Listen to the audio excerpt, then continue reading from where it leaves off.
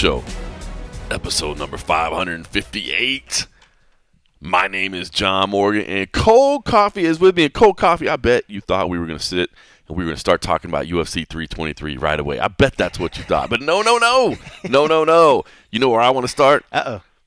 Ronda Rousey. Oh. Ronda Rousey. Can I just... Hey, greatest boxer ever. Have you seen her head movement? Oh my! You already went there already. I didn't mean this as a start to insult Ronda Rousey. I'm not insulting. I meant to give you the journalist of the year, the man that, if you listen to the MMA Roadshow, told you months and months ago, Ronda Rousey is not just training to get in shape. She's training for a fight. Me, a former Journalist of the Year winner, sat next to a necessary Journalist of the Year nominee and said, "Oh, Cold Coffee, you're like, no, I don't know about your sources, sir. I appreciate your enthusiasm into this reporting game. You have progressed from videographer to championship fight picker to interviewer extraordinaire. But, sir, sit down. As far as the intel goes and your sources, sir, I need you to check yourself." And lo and behold, you were not crazy, at least if the reports hold true.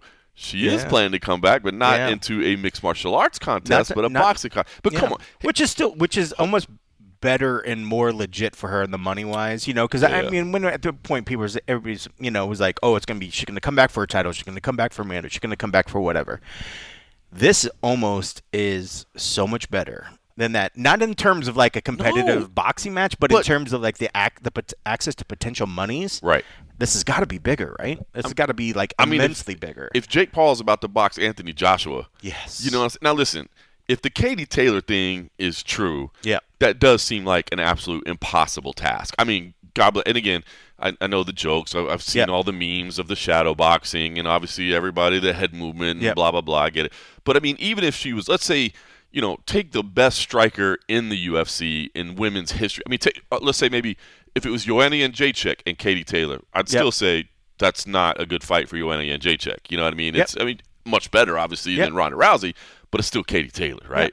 I'd say that about Holly Holm. Oh, Holly Holm, exactly. Like Holly Holm's a legit boxer, but I'm like, Katie Taylor, I mean, she just went in there and had massive battles with Amanda Serrano, right? Who is legit amazing. Unbelievable. So like, it's just a different level, and it's not like she's like, oh, Katie Taylor took 2 years off, and she's like, oh, I just had one last little itch, and let's just call out one of the greatest goats of women's MMA. Like, no, she's legit still active and fighting at the top of the game. And but I like your point, because I actually kind of agree with you what you're saying, right? About like it seems like an unwinnable fight. Yeah. But it's better than going in and competing in mixed martial arts in the UFC. You know what I mean?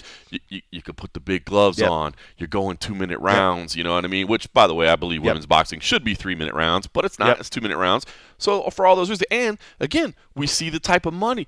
You're telling me Netflix wouldn't pay to have Ronda Rousey on there? You know what I mean? Like, you're gonna get a huge payday. So I think it's an unwinnable fight. But if she does it, good for her. Yeah. Good for her. Do you think the money will be limited or altered by whether it's an exhibition or an actual professional bout? No. I don't think. I don't think so either. I don't think because I don't think the average audience they would put cares. it on. I think they would put it on a regular still event that has professional bouts on it. Because that's the only thing I wonder is how many exhibitions did Floyd Mayweather do towards the end? You know what I mean? Mad money. They made he's mad still doing money. I feel like he's still like, you throw out the right amount of money, he's going to come back and do another one. He might pop up and do another one. So I don't know. But anyway, we could go on for hours about the idea and whatever. And I don't hate it though. I don't hate it at all. I mean, like, Ronda, for what she, granted, this is not MMA, this is boxing, so I guess where somebody says, well, do we still need to give her things? Like, still what she did for, the sport, and just, I still remember really a lot of good times with her when she was still with the UFC, and regardless of whether you felt put off by, how she left this sport or whatever, that's not, who cares what you think about that? She's going to go on her way. If you have feels about that, that's your own problem. To still have issues about whether she should be able to get a big sporting event, a big payday after this, like, why would people hold a grudge against her? And, like, obviously we know, like, this is going to be a very, very tough match. But the fact that, whether she spent all of her money or whether, I know a lot of people are like, oh, she obviously didn't take control of her money and that's why she's coming back. Or maybe she's like, hey, can I still go out and get a massive paycheck? Am I still worth it that people want to pay a massive amount of money? And she could be absolutely fine. She and Travis seem like they're fine with what's going on right now. Fine. I think they're having a good time. I think it's a matter of like, hey, can we get another big bag, and maybe the biggest bag of ever? Like it's crazy. Which is crazy, right? But it's absolutely possible. Insane. It's absolutely But she's possible. doing it the right way. She's talking to the right people. At least they're shopping it around, and then she's got a name that if is into it doesn't get any bigger. This is like when Jake Paul landed. Well, I can't say Mike Tyson because Tyson, not like Katie Taylor's or Mike Tyson, but landing a real official boxer that has a real name and history behind themselves. Anthony Joshua. Look, hey, I'm tuning in for that fight. Oh, hell yes. You know what I mean? It's ridiculous, but hey, you know what? And you got to give Jake Paul. Oh, dude, when he's staring at his chest. Because Jake, whenever we've seen him against all of these other, older MMA guys, he's been the taller, towering dude. And I knew that Joshua was big. I mean, we see him fight other guys, but I don't remember him looking this big. Jake's not a small guy. He's not small at all. He's not small. I mean, he's a big boy. I mean, he's a big kid. He's not like a big heavyweight, but I mean, he can make heavyweight. Yeah. I think, So if he was in the UFC, he'd be a big middleweight or a solid light heavyweight. Solid light heavyweight, I think. Because I think, he would probably try to cut down to try to be a big middleweight. Like I bet him and Luke Rockhold look eye to eye. Maybe Jake's a little bigger than Luke Rockhold. I think Jake's more filled out than Luke. But in terms of height-wise, yeah. But, yeah, Josh was just filled out, and he's just tall. Like, oh, my God. I will say, though, and again, we've talked about over the years, man, Jake Paul, like, I don't think he's a championship-level boxer. But, like, for all the doubters and all the haters and all the naysayers, you got to respect him for stepping in and doing this, dude. I mean, you know what I mean? Him and his brother both. They've created they're creating generational wealth with the stuff they're doing. Like I was just reading some of the other stuff that they did the other day, like taking a lot of their money and investing in these companies that are investing in AI and all this other stuff. That they just had this announcement that Jake and his brother, and then there's another gentleman. I want to say there's mainly 3 people behind it about this, like almost like a venture fund where they're buying into like AI properties and some of this other stuff. Like the kid is smart, regardless of what he's done. Like, I mean, they figured out the game with YouTube. They use that to catapult themselves to be able to do what they initially loved. They both of them love sports. Now they've, been able to kind of take over the sporting area of what they've chosen, and now to have that extra money now that they're now investing what they should be doing outside of what my physical body can give me. They're using their brain to find the things out there and they're on the front of, like AI companies and all this other stuff. Obviously, that's where the world's going. So the fact that you can jump into this thing and like I forget the amount of money. I think the money they raised was anywhere between like $30 to like $60 million or something towards like these ventures. I'm like, you can't. Whatever you think about his attitude, whatever you think about what he says, the kid is smart and he's doing the work. Yep. And especially when it comes to boxing and training, he's doing the training, he's doing the work in the cage as well, in the gym, I should say. So yeah, man, like if you're just hating on the kid because he maybe said something that ruffled your feathers, bro, get over it. You can just turn on the TV and I'll watch something and you can get your feathers ruffled, but don't hate the kid because he's working the game. It is 100%, man. He figured it out. You know what I mean? And put in the work. And actually, like I said, the whole Tank Davis thing, like I hated that matchup. He's had hits or misses. That was ridiculous. I hated that. This one though, I'm like, dude, I'll tune in. And again, I still fully expect him to lose. I still would have watched it too. Because you want to see what Tank would have did, because Tank's a legit boxer as well. Just that size difference. You're just like, come on, Jake. 60-pound difference between them or whatever. And even at this one, like, is it going to be a 60-pound difference, or did he lessen the difference between Joshua because he realized how big the difference would be? I think he has a maximum.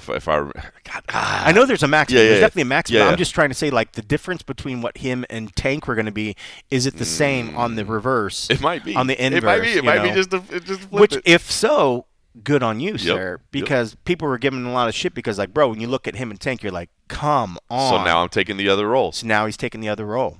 I respect it. And if that's the case, then you got to shut up about the Tank thing, because you're like, yeah, he was going to be the big giant dude. Well, now he's not the big giant dude in the equation. So that's pretty effing cool, man. So good on him for that. It's funny, man. That fight with Anthony Joshua, I believe, is December 19th. I believe, if I'm right. So it's the night before we have CFFC 149 in Atlantic City. Nice. I guarantee we'll all be sitting around watching it, man. You know what I mean? And out in Atlantic City, you could place some money on it. Oh, Who are you going to place your money on? Anthony Joshua. Yeah. All day. Yeah. all day. But that's when you can have fun prop bets and stuff like that. How many rounds is going to go? When's it going to end? Blah, blah, blah, blah, blah. I'm sure there's going to be some fun prop bets on there that definitely will be. Well, all that roundabout, I say to bring back to you that you, sir, Journalist so of the long Year ago, I nominee forgot necessary were the one who was like, Ronda Rousey is making a comeback, and many may have scoffed, including your own partner, may have scoffed at your sources, but it turns out you were actually right. All right. With that said, now we will turn to UFC 323. It is, of course, the final pay-per-view of the ESPN era. Unfortunately, some markets still going to have pay-per-view moving forward, but for the U.S. market, we're done. I've seen a lot of criticism of the card itself, and we'll get into the card because there's some really good matchups on it. But I've seen people say, like, oh, look at what the UFC does. This is what they always do. They leave a broadcast partner with a terrible card. What business wouldn't do that? If you know somebody just invested $7 billion in you, wouldn't you hold every big star that you have so that you come out the gate swinging? I mean, that's just the reality, right? Yeah. So I don't know. The criticism of the card itself, like, sorry guys, that's just good, honest business practices. And if you say I'm not paying for this pay-per-view, I totally understand, but you can't really blame the UFC for not stacking the deck on their way out the door when they need to burst in the door with a stacked deck with their new partner who invested $7 billion in them. Yeah.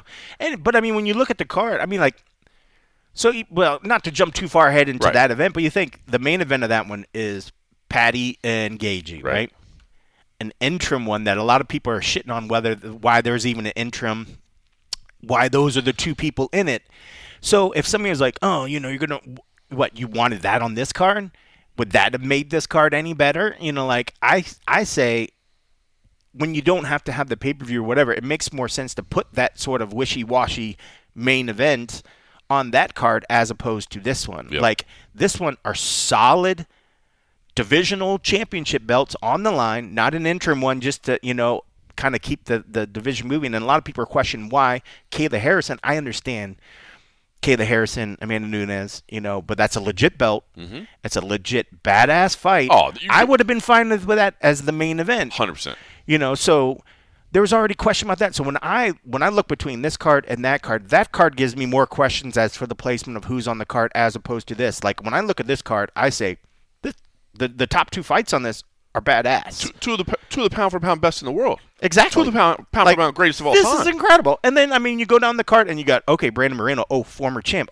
Henry Cejudo, former champ. Jan Blachowicz, wait. former champ. Henry Cejudo, former champ.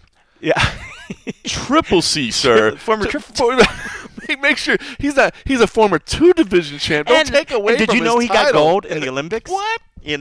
So I mean, man, when you go down the line of this card, yes, maybe when you start getting into maybe the first couple bouts, but some of the first couple bouts are still a lot of good fights. But going through the main card and getting into the prelims, there's some good fights. Is it a UFC 200 level or UFC 300 level? No. But is it a good pay-per-view just in terms of like when you're looking at the belts on the line? Yep. It's a solid card. And the matchmaking for the rest of the card, I think there's good. I do fights. believe Saturday night we're going to walk away going, that was fun. Yeah. You know what I mean? That was fun. We will get to 323. I know you said I don't want to, but we might as well talk about it since you brought it up. Okay. As a meritocratic standpoint, there's no reason for Arman Tsarukyan not to be challenging for the lightweight title. There's just not. All right, let's take Ilia Topuria out of the equation. We understand what he's dealing with. He's having some family issues. He doesn't want to fight right now. Totally get it. But if you're doing a fight without Ilia Topuria, 100% Arman Tsarukyan should be in that fight. There's no question about it. There's no justification otherwise. But again, think about the business side of it. This is the first main event on your new partner. How many execs, how many eyeballs, how many people are going to want to be, look at our shiny new toy that we spent $7 billion for. As you've pointed out multiple times, we spent more money than the actual value of our company on this product, right? And here is the bright, shiny new product. Yep. They can't afford for Amr Sarukin to out-wrestle somebody over the course of 25 minutes. And I'm just being, as unfair as that may seem, and you know what? I might not even say as unfair as it may seem. Yep. As unfair as that is, yep.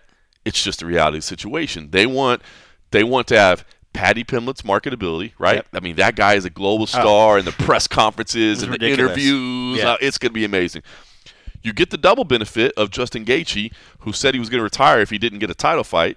So you get to keep him around, which is awesome. And then plus you just know that a Justin Gaethje fight is a fight you want to watch every single time, right? Yep. There's no Justin Gaethje fight that you look at and go, I'm going to skip that one. So you got these two marketable people together. Is this the two most deserving athletes to face off for an interim title? It is not. Yeah. But understand what they've got to do. These people just spent $7 billion.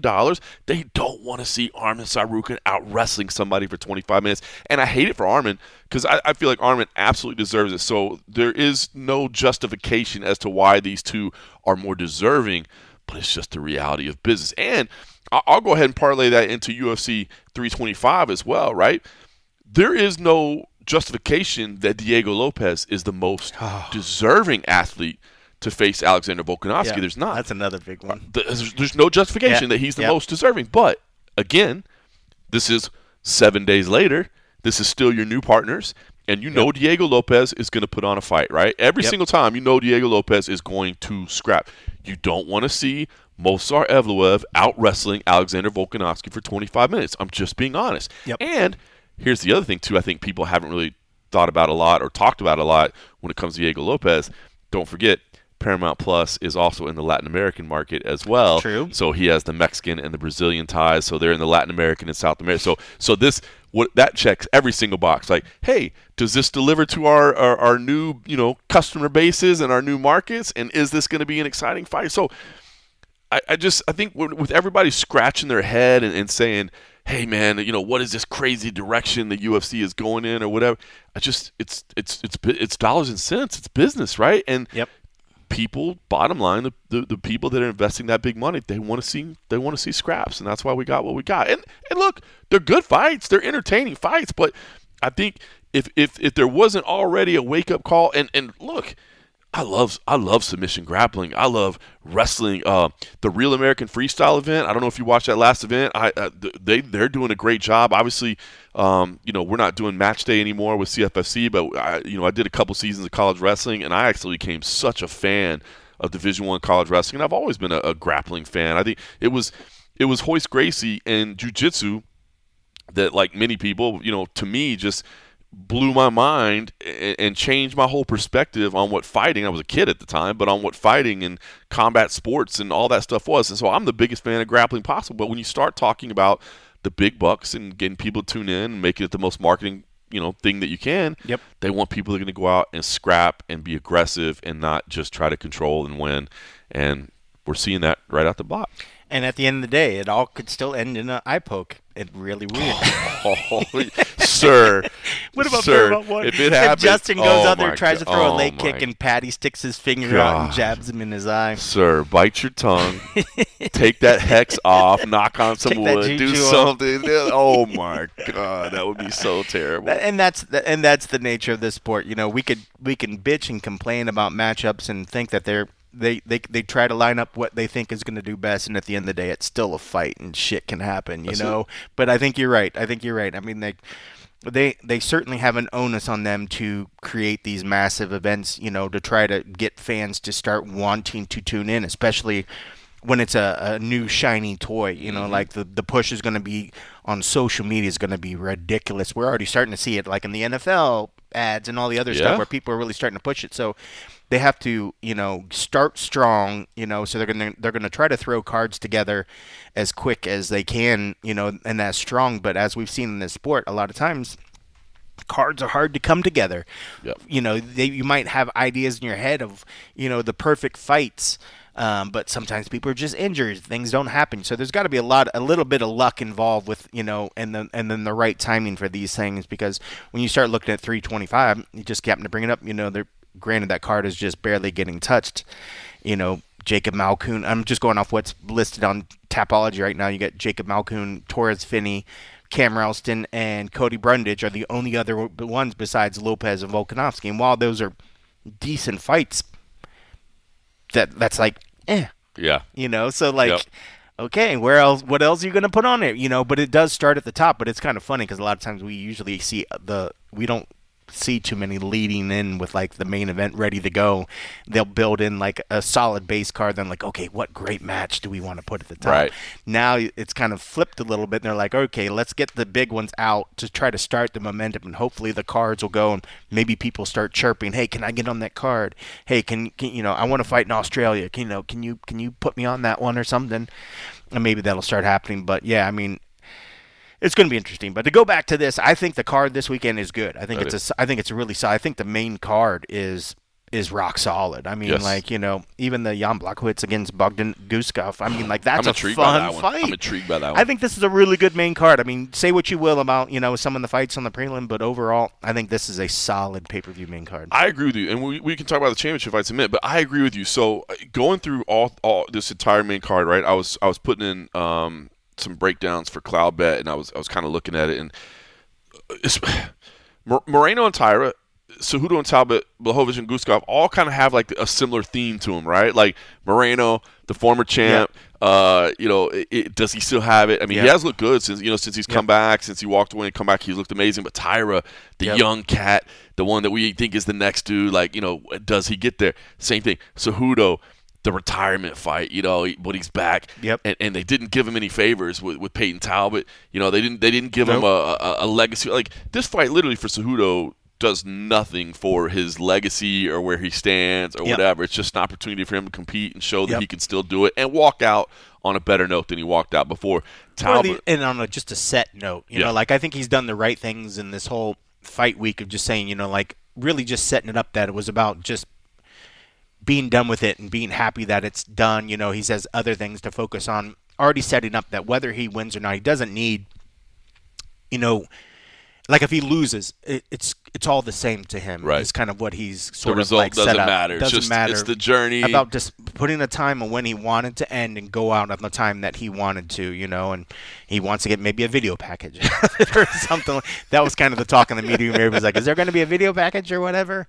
But I thought, just the way he sort of talked about this week, it was very nice, very reflective. I mean, he wanted to come in there and joke it a little bit, and I thought that was actually pretty cool. But you could see the difference of a guy that knew that this was it. Right. And we've seen that before, but I didn't feel hey, I'm sad about this. I think this is a guy that has ended multiple phases of his competitive career on high levels, but now he wanted to get, he's going to get one last chance to go in there, make some money, and then walk out again and be able to say, okay, now I'm really done with this or whatever. So it's kind of cool. But it is cool. I love the way that he was chatting in media day, and the way his presence, and you could definitely feel the reflective nature. And in fact, you don't see it in the media day interview, but after he got off the stage, he kind of comes over in the front and he's just like, again, I just want to thank you all for what you do. I know some of you might be parents and you might be, family that you're leaving. So I appreciate that you guys have come here and what you guys do for the sport. You guys are part of this as well. That's awesome. In your effort. I know you're putting time and other stuff. Yeah, because it was after he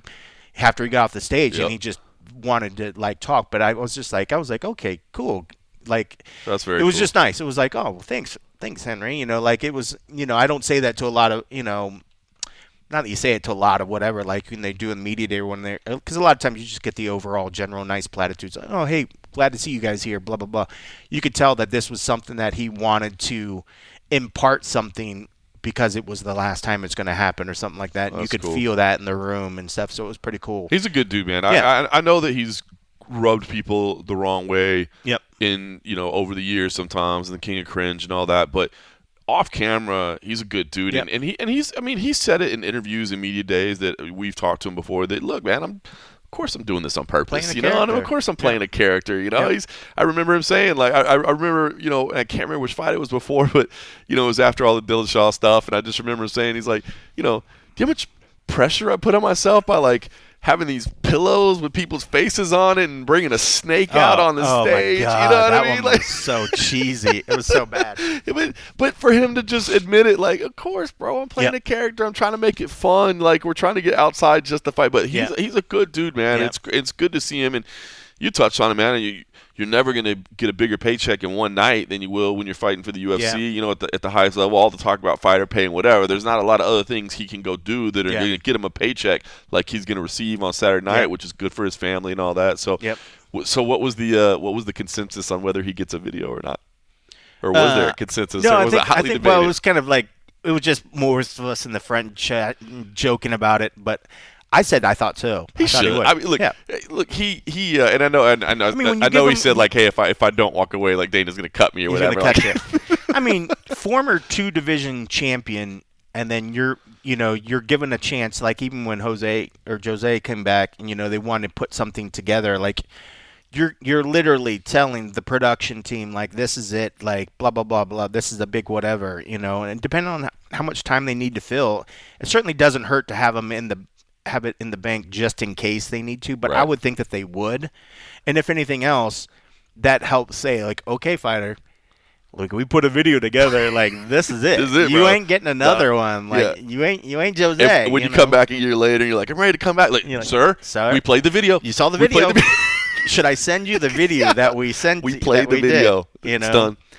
So I mean, it's funny, and it's because it's so roundabout, especially with the fact that his final fight is with a guy that at one point, they have this cool footage of Peyton coming to do some training with them, and just see like Peyton, and a lot of this was, I think it was from like January 2024. One of the things I saw today, or early 2024, Peyton just looked like deer in the headlight, like brand new, like, oh man, look at these guys. Obviously he was at a level to be able to come see these guys and other sort of stuff, but just to see the respect that Henry was showing, like, oh yeah, look at this guy. What's your last name again?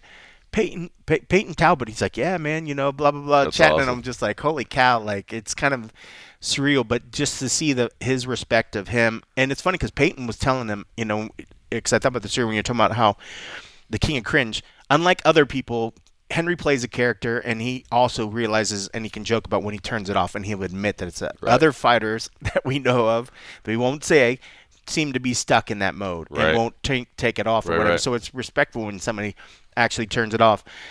But Peyton, one of the things Peyton said when Henry was telling him, like when people was like, what were some of the words of advice or things that Henry told you to do or whatever, and he's like, embrace the cringe, man. Like, just be as cringy, be whatever. Because he looks at me, he's like, and he even said it yesterday. He's got the look, he's got the crazy hair, he's got the black, the whole tattoos on the front and back. He's like, he told him to embrace it or whatever. And so it's kind of funny. So like, that's the knowledge that he's paying him. And now, Henry in his future, he wants to talk with more fighters and talk about people about the next stage of their career.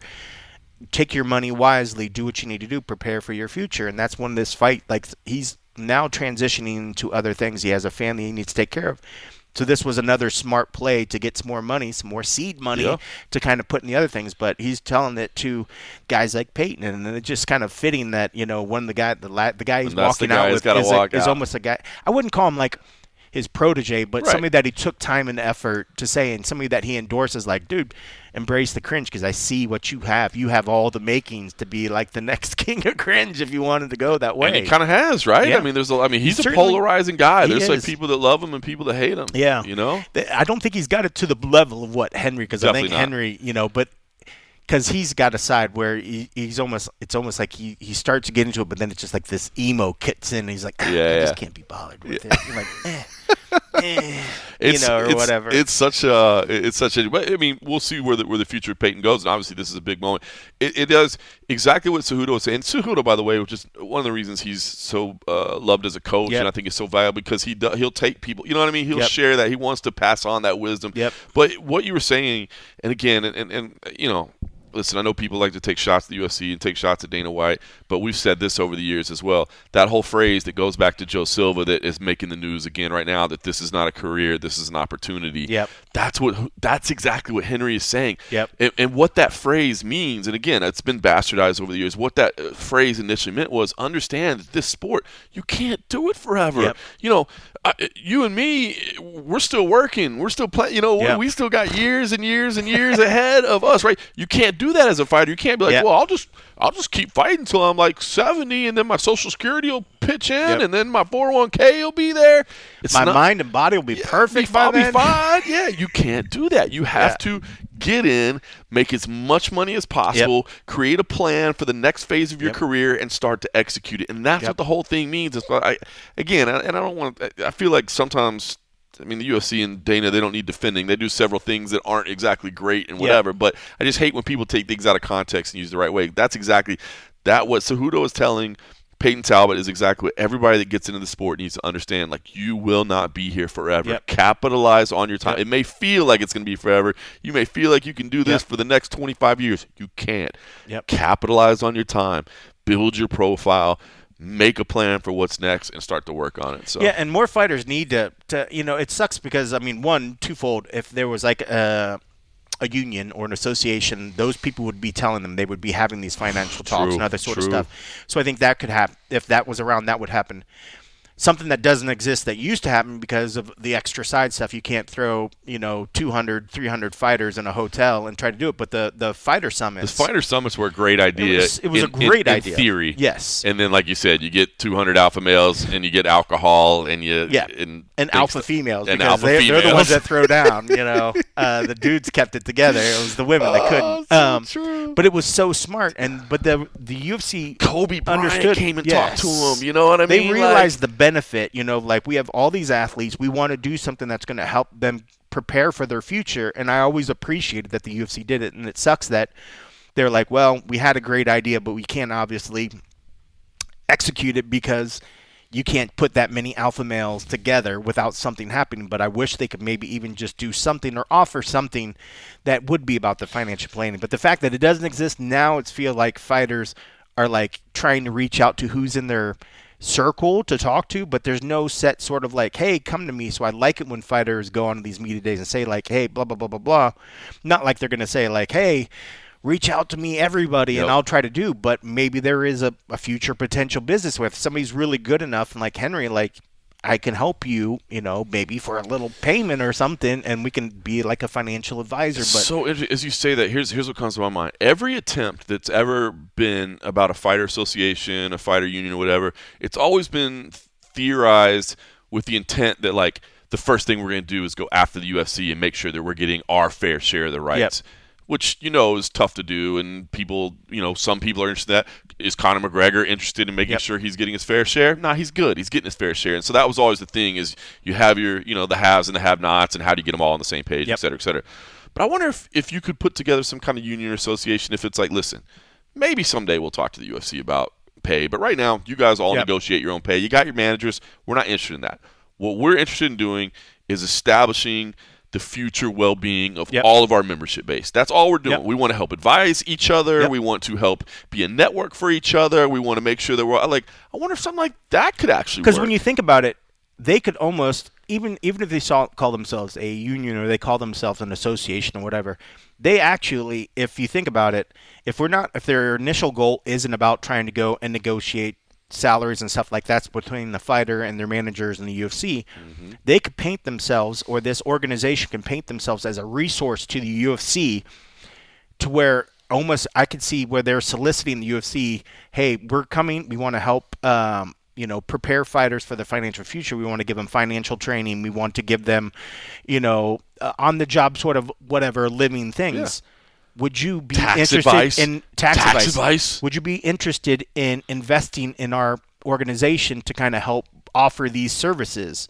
And so then it would be a third party sort of whatever that the UFC might be like, that's a great idea. Tell me the UFC would allocate funds to that instantly. Like, we could give you, here's $25 million, help administer blah, blah, blah, blah, blah, and yada, yada, yada.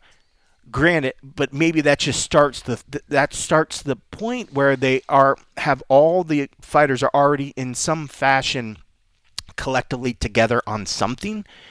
With granted, yes, the charter initially is not going to be talking about trying to do fighter things Right. like UFC, whatever. Not going to blah blah. We're not trying to do that. We're just trying to help better them. Would you be interested? Because they could talk to other sponsors and other, and they might be like, that's a great idea. But I could see where if they're helping the UFC actually educate their fighters and help prepare them for the future, they could say, hey, do you want to kick into this and help pay for the overhead? And maybe it never gets to the salary. Maybe it never Right. gets to whatever. Maybe that's fine. And maybe this is just enough to provide one of these things that they tried to do. They can see that there's a benefit in it because they tried to do it themselves.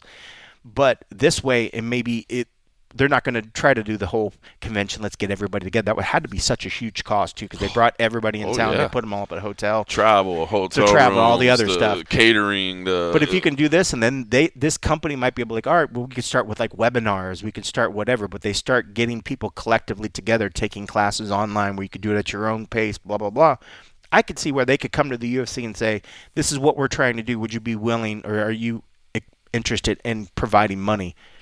Now, And then it starts. the I flip think it side starts of the ball that, rolling. and you and I mean, I'm, I think an optimist in the most part in most situations. I could also see the flip side where some lawyer at the UFC be like, so you want to assist them in collectively bargaining an agreement here of, you know what I mean? Like I could see him saying, we don't want to give any money to start getting these people together because you know what the end goal is going to be. But so I could definitely see them saying hell no. But I don't know. I think you have to just be creative in how you're saying, like, we're coming to you with services or something, like, or so, I don't know. But I think there's a way I just they think, could I do feel it. like there's some way that like the community I mean, can the meal take plan. care Think of about itself. the meal plan stuff. The UFC eats the cost, but they collectively they're all signed up for that. Yep. You know, like Yep, yeah, it's yeah. a service being provided to the fighters Yep. at the UFC's cost. Now, is this a meal plan that's given to consumers that they can order multiple meals for? What is that? They rolled out. You guys got a sales UFC pitch last night. Well, most of the people did. I dipped. UFC Ignite, I think it is, and I think you see some pictures. Bond stuck around and put some pictures of it. But yes, the UFC is making another attempt at doing meal plans. I'm not sure what the involvement. I guess if I would have stuck around, I could see how much input that the actual dietitians are putting into it. You know, I don't. You know. Because you had Duncan, who's like from the UFC PI, Yeah. you know, there. He's so, legit. you know, He's legit. but to think like, is Duncan out doing the menus? I mean, I'd have to ask the guys that actually stuck around. But yes, when they told us that there was a meal thing, I thought they were talking about a new meal plans for the fighters and like because the UFC provides the stuff to that. But actually, it is a meal plan that consumers can buy, just kind of like HelloFreshly, or what's the one that you do? Or have done? Factor. Yep. It's all the rage right now. A lot of people doing busy schedules. It makes it sense. Honestly, it makes it a lot easy. I like it. The convenience of it. It's not cheaper necessarily. Yeah. It's definitely not cheaper than if you were to go to the grocery store and cook from your. But the fact that you don't have to think about anything and you just throw it in there and it's done. It's for busy people and people that, you know, some people just don't cook. Yep. You know, like I've always cooked. I know you cook. Some people just don't cook. So, you know, it's a decent option. But I think I don't want to.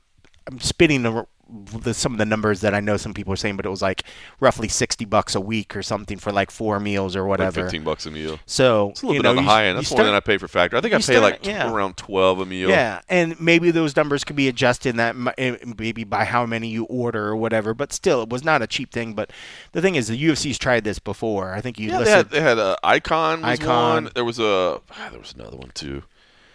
But yeah, like I can't remember. So they've done this before. This is not something new. You know, maybe they're Trifecta was the other one. Trifecta was one. So I mean, they've tried this before. It's another business venture, but you know when they were saying meal plan. So me leaving, I thought it was about the fighters. I was interested to see what the fighter is being fed because I think if you're going to be. It is pretty neat. Like the meal services they offer at the PI are pretty amazing. Like and we've talked about it. I mean, numerous times over years. But if you're not aware, like they will prepare all your meals for you. Like, you can get everything done on site per nutritionist advice, and they're not open at dinner time, but they will prepare dinner that you can take home. You can get meals for the weekend. The PI is closed on Sundays, but they'll give you meals that you can take with you on Sunday. It's ridiculous. Grant, I haven't seen around the ops much anymore, but I remember you used to be able to see them when they bring that stuff into like the hotels or people or whatever. But I wonder, I'm like, do they still do it? Do they still do the meal service? I think so. Yeah. I think they still do. Yeah. As far as I'm aware. But or maybe they just say, hey, sign up for the subscription, bro. Sign up for the subscription, bro. Yeah, I know. Wouldn't that be something like, well, I know we used to give these to you, but now we're going to give you a discount on these things. It's only $14 a meal if you're on the UFC roster. Yeah. But yeah, so that's what the meal thing was. Once I saw that it was like a sales pitch, I was like, yeah, I'm out. I was like, but I was, anytime we think about like high-level athletes and what they're eating during a fight week when they need nutrition, like really packed nutritional sort of things, I was like, okay, wow, you're switching that up. I was like, I want to see what these guys are offering. And then when it's about, oh, hey, for people that don't want to cook at home, and I was like, okay, I was like, I've already been in this building for like 6 hours. I was like, let's go. Did you? By the way, did you happen to see? And of course, I was working yesterday, so I didn't attend anything at the media day, but I did watch it. But I was curious if you got a chance to see the not on my stream. We eventually got to see. My stream was a mess. Terrible. My fucking hardware was like, I'm even now worried about how it's going to act tonight. But it was like kept dropping. The sync kept going, whatever. As much as I stopped and started. And people in the comments were understanding, though? Oh, of course. I mean, YouTube is the most understanding crowd. I was like, I'm not even reading this shit. I was like, I already know what's going to be said. They're like, Kenny, clearly you're dealing with some technical difficulties. I hope you're okay, buddy. It got to the point where when I started getting backed this up is on frustrating. things. Stay calm, buddy. We're here for you. Yes, you see, it happens so often when they say that. It's just the words roll right out of your mouth. But yeah, no. So I'm still a little worried about what's going to happen today. So I was messing with my streaming kit, which now when I was looking on the site is deprecated. So I'm waiting to see if USA Today is going to buy the new ones or whatever, or it's going back to what it used to be where try to get a hotspot or whatever, and then you're running the other stuff. But so I messed with that yesterday, so hopefully that works. But yeah, my stream was garbage, and so I'm still kind of stressed out about the press conference tonight and what's going to happen because, yeah, we're going to have in a T-Mobile in a venue, but we're going to see what's going to happen. So the YouTube crowd will be there for you. Oh, I know. Thanks, guys. But in advance, thanks very much. So after the media day and after the meal plan sales pitch, I was going to say, did you see the community service project that they had? I'm sure you didn't plan on going. I saw where it was at, but I did not see it. Yep. The UFC following lingerie fighting championships. I mean, LFC goes and does an event at Fight Capital Gym, and the UFC says if it's good enough for lingerie fighting championships, it's good enough for us. But yeah, I thought that was funny to see that. You and I were there just a couple weeks ago, obviously. I saw the name. I was like, this is it, right? And I Googled it. I was like, yep, that's where we were. It's so funny. Yeah. We're just funny. Breaking doors down, trailblazing. I'm like, where else are we going to go? I'm like, hey, Dana, we're taking LLC to this place. I bet Brian Smith is a big lingerie fighting championship fan, and once he saw the location, old B. Smith said, man, we're taking the community stuff there. So that was good. All right. He's like smelling the mats. You're terrible. You're terrible. Oh, man. All right, so let's talk about this fight card, the picks. Give us the update. Where are we standing right now on the picks? Okay. You're six up, right? No. Nolan is 4 behind me, so I'm up by 4.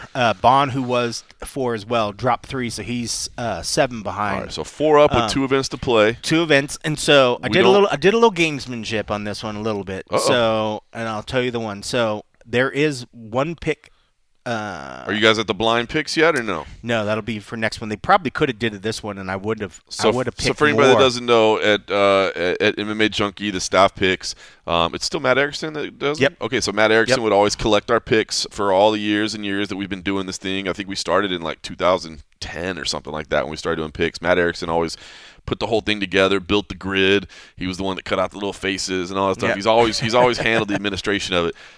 But what he came up with was on the last one, because basically it's just one big reply all email thread. So it's all in one place, so it's not trying to. And when you make changes, you're supposed to reply all, so everybody so it's on the level. So everybody sees it. Yep. But what happens is, and I think it's just human nature, is if you and to be honest with you, I think he did it this way right from the beginning. I mean, we're talking 15 years ago now, so but I don't think there was an incident or anything. But bottom line is, if you were up by one, say, and you could just wait for the guy that's one behind you to turn in his picks, and then you could just make sure my picks are all the same, and it doesn't matter if I care if I think that's who's winning or not, but I just guaranteed myself a victory. So Matt Iverson from the beginning said no. Smart. On the last one, you don't get to see the picks. At least if you're – I think it's basically as if you're in the running. Like if you're not in the running, who cares? Turn in whatever you want. But if you're in the running, it's blind picks at that point, so you can't do that gamesmanship. That played a lot in the last one because the last one when it was me and Farr and we tied last year. Right. Going in the last one, we blindly send them.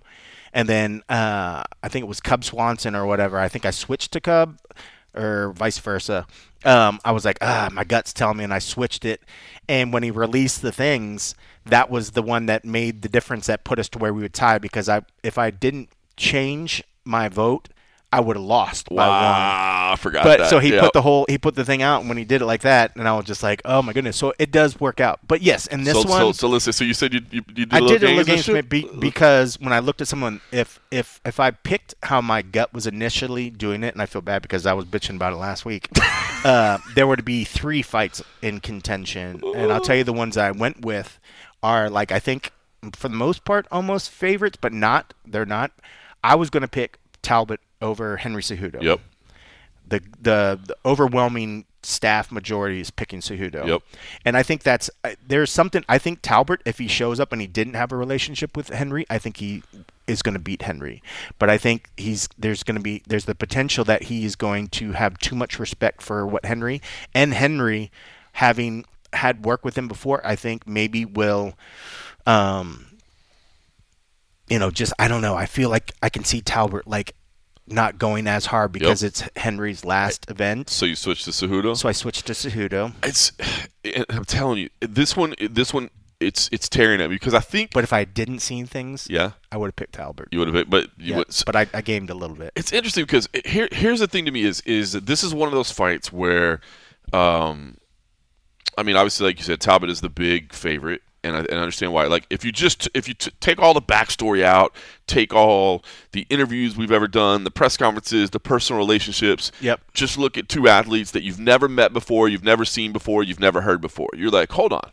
This kid is how much younger and how much bigger and how much faster? I want that kid, right?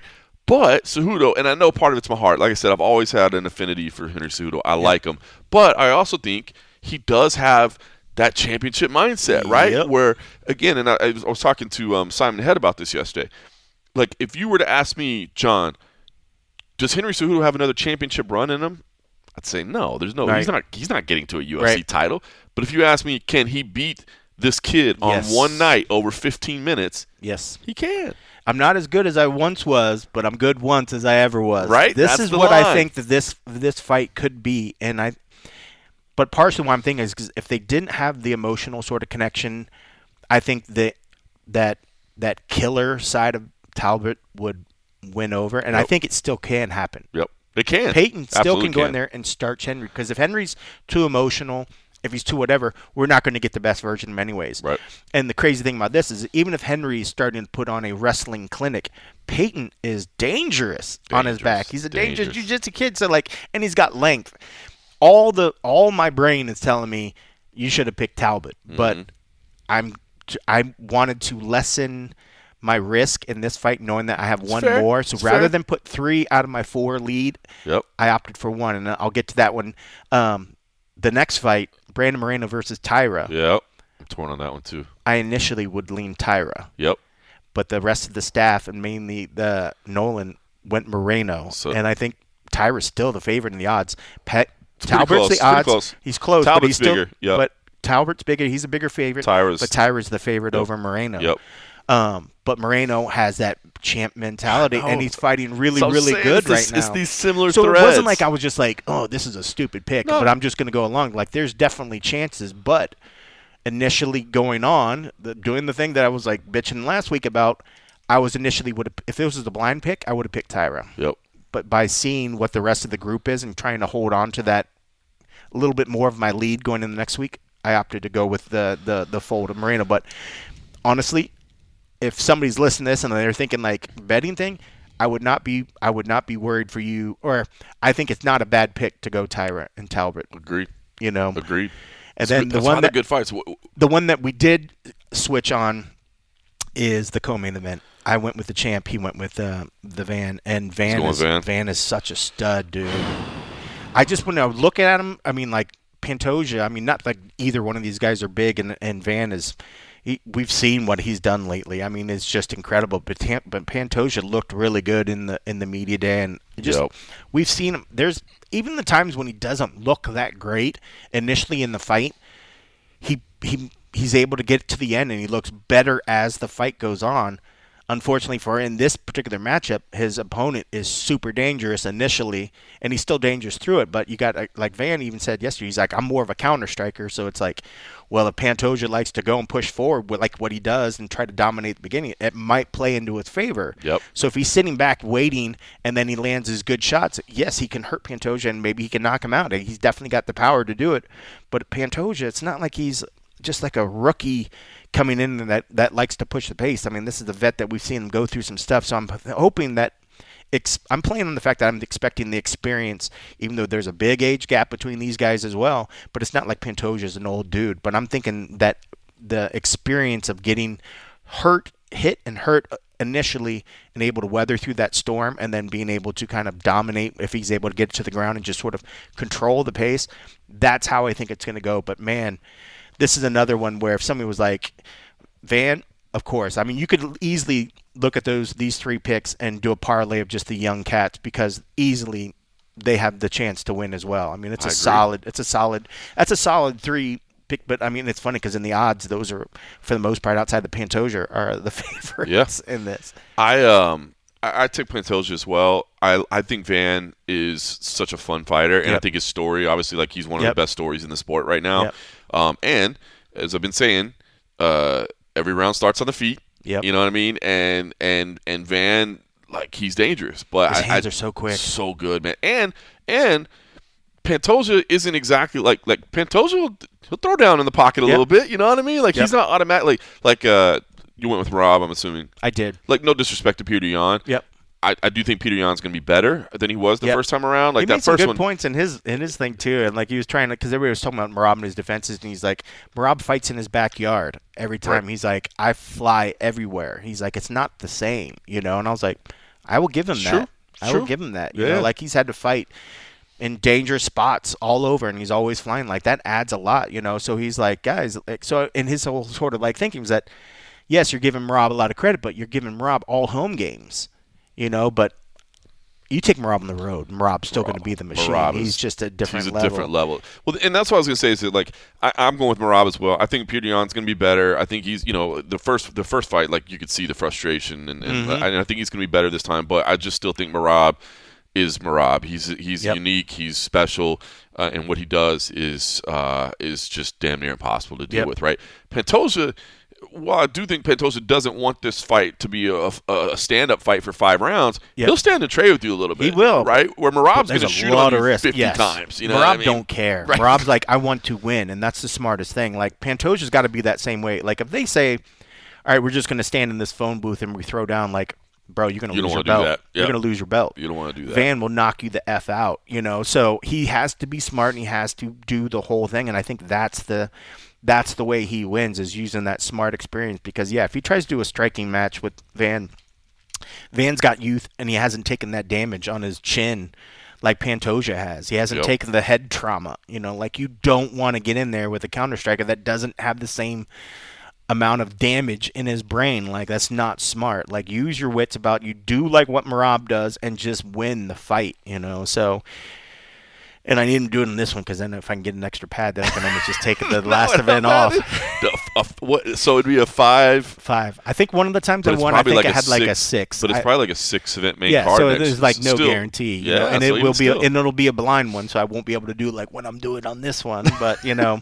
So I took Merab, I took Pantoja, I took Brandon Moreno.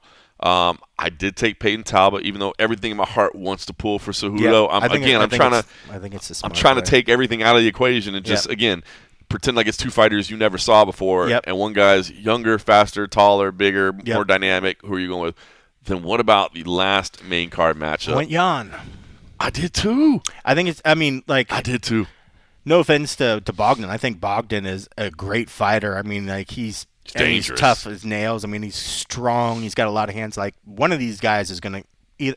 Well, I think Bogdan has a better chance of sleeping Jan, but I think Jan would submit Bogdan. He'd probably hurt him, and then I think he's going to get like a rear naked choke or something like that. But Jan, if he gets caught in his chin, he thinks like he wants to do it. I mean, he's got to be smart. He's got another one that's like, yes, they both could end up in the middle just throwing hands, but, that could be dangerous for either one, regardless of Polish power or not. Like Bogdan's got some massive power that as can well. finish fights. I agree. Yeah, Bogdan can finish it. So it would not shock me if Bogdan just landed something crazy. But I actually took Jan as well, and I think it's easy to write Jan off given his losing streak. Yep. But A, look at the names on the losing streak, and B, consider how competitive he was in those matchups. And so I think he's the better fighter, even at 42. Yep. If you had UFC gold at one time, you reached the pinnacle that you can't just easily erase that, regardless of whatever your winning and loss record of late is, like he's another level. And I mean, and he's still got it, man. He's a fun dude, man. He's good. I felt bad because I was editing. Nobody really like jumped in on the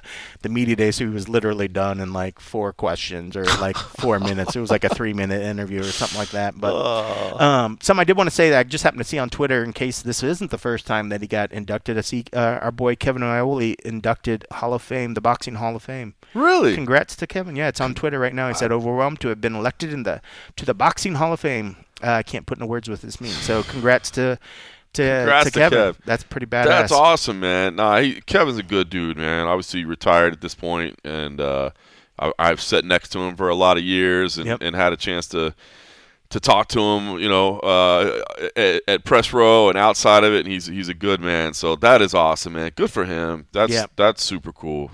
Hell, look at that. I mean, especially a lot of these old cats that have been around. I think he'd been like the Nevada State Boxing That's what Hall I'm saying. of Fame, I knew he'd been in some, but like this is the actual Boxing Hall of Fame, yeah. And wow. That's pretty effing cool. I mean, that's what's kind of neat about how this sport. You had some initial crossover from the old boxing sports writers that were maybe a little skeptical of MMA and then got into MMA, and the good ones stuck around. I think we had some old school boxing guys that dipped their toes in MMA, then just kind of like, this is not for me or whatever, and they've kind of left the scene unless there's an event that happens to be in, or they just choose to stay in boxing. But Kevin was the guy that legit is in both of them and really did his time in both. There's still guys that do it, like Ron Gerard, who was there at the media day the other day. He's another guy that's a long-time boxing guy I like, and he's a Buckeye. So I'm always rooting for him. But yeah, it's good for Kevin to get his flowers. I mean, Dude's been covering. Started covering sports in like the '70s, bro. Yeah, you know what I mean. It's Has ridiculous. literally covered everything. Yep. It's ridiculous. And then you got who was it? Was it the Joshua Van people? Were bringing up, and he was talking about like, you're the first fighter that could be fined for a title that was born in the 2000s, and I was like, oh, shut up. So now you got that meme. You see the meme when everybody's like, they show somebody showing an ID and their birth date was like 2004 or whatever, and they're like, no, you have to be 21. They're like, oh, you are. That's so great. So yeah, now we got people that were born him, in 2000 that are vying for a title. But yeah, congrats I like to Kevin, man. He's a good dude. He's a really, really good dude, man. That's congrats to him. All right, well, listen, I know you got to get going. You got a press conference tonight. Ceremonial weigh-ins tomorrow will include the It's On seasonal press conference. Maybe we'll get some more announcements then. I guess some more fights at that point. Such a weird title, like some of the things. From what I'm hearing, like participants, if this is in fact what it's going to be, I'm hearing looking like. I was going to say, was there little rumblings of who might be there, who might not? Trying to find his post. Yeah, you hit our Slack channel. Goodness gracious. Where did that go? That'll be tomorrow, by the way, at 4 p.m. Pacific time. So prior to the UFC 323 ceremonial weigh-ins, which are normally at 4 p.m. local, there will be the big seasonal press conference, which you would imagine will be hosted by Dana White and or John Anik, depending on how the schedule's going. Holiday Inn Club. Why can I not? It's another exclusive. Mr. Morgan. That's weird. I can't find where it posted, but I want to say like Kayla Harrison. There was there was a decent list. There was like 8 people. I would assume Volkanovski and Diego Lopez maybe made the trip. I mean, that's a long trip for Volkanovski, obviously, but I would assume they'd want him there. Let me just try to look up, see if I can find where he put it. But yeah, that's so weird. But yeah, no, it's going to be a decent. I think at one point we were thinking there was just going to be like the main and co-main from it, but I think they're going pretty deep. I want to say there was like 8 people from that card. I'm going to keep my fingers crossed that we get some more announcements as well. You know what I mean? They've been keeping. I don't know. I'm hoping we get some more announcements. It's funny though. Was it the very first one that they did? Where they literally had like the sheet up, and when they just dropped the sheet and like everybody was seated. I thought that was kind of cool. Like it was like a show of power, you know. Instead of a 12 minutes of hailing from Australia, he is one of the sport's most beloved figures. He is, and they introduced one by one. Like I thought it was so cool. They just like dropped it, like all the people are in position, and you're just like. Oh, it's John Jones. That's Conor McGregor. Oh my God, look, it's Anyway. Yeah, no, there was definitely, but there's some, I don't know. There's something I felt like some of the names were maybe better as well of what they called those big conferences, where this was just like it's on. Like okay, they ran out of stuff. I'm like, yeah, you kind of know that now they're transitioning to a new network. It's on Paramount Plus, but I'm sure that's going to be like a tagline. It's on Paramount Plus or whatever, something like that. Oh well, I wish I could find the Slack message that has it, but yeah, if I can find it later on or something, but yeah, it should be a pretty good press conference, of a much more than what we're thinking. So be worth tuning in. Be worth tuning in and hopefully get some good news. Hopefully my stream works. Even though, like, look, we've got this event and we've got next week's event as well, both in Vegas. I'll be honest with you, like I am. Like I'm sure, like everybody, man, I'm ready to see this next era, dude. I'm so like pumped and focused and ready for these. It's almost like let's just get through these events. All right, supposedly Gagey, Pimblett, Harrison, Nunes, O'Malley, Yadong, Lewis, Cortez Acosta, Volkanovski, Lopez, Holloway, and Charles Oliveira. Supposedly. That's solid. That is solid. That's a drop the sheet. That's a drop the sheet. That's a pretty darn good lineup of people right there. You can interpret that a lot of different ways. Yeah. that's a pretty good press conference right there. If that is in fact the lineup, that's pretty good. All right, well, stay tuned for that. I know Cold Coffee will have you covered, and we'll hopefully we'll get maybe not live, not live, but there will be an archive. Cold Coffee will be there, and there will be an archive, and we'll get together next week and we'll talk about the final event of the year, and then after that. UFC will pass the baton to CFFC, baby. We got CFFC 149, 6 title fights, bro. 6 title fights. We got 4 pro and 2 next gen. So we got 6 championship matchups on the night.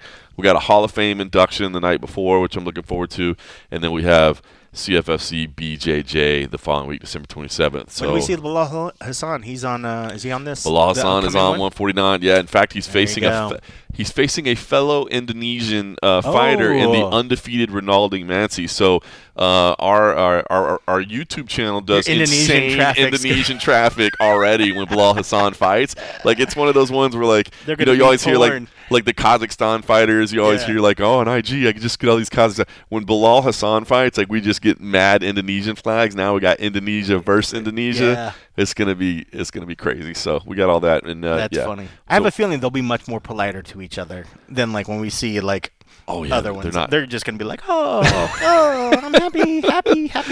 All that. So we'll be talking about all that, and hopefully everybody enjoy it, and then we'll all get ready to usher ourselves into the Paramount Plus era. So anyway, stay tuned to all that. We'll have it coming to you. In the meantime, thanks for listening.